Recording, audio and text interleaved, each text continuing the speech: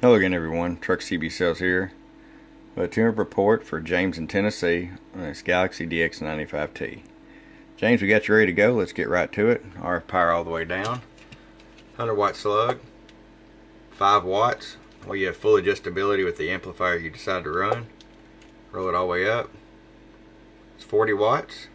Roll it back down. I'll show you average power swing. 1000-watt slug. Hello, about 90 bird average. If you remember, James, you were only seeing about 6 bird average before with it all the way down. Peak power, hello, and that's 200 watts. And that's operating, as always, at 14.3. Alright, James, I hope you enjoy it. We did the electrolytic filter capacitor upgrades to it. We also line transmit and receive, and it's good to go. Hope you enjoy it. From your friend Truck at truckcbsales.com. Bump bump.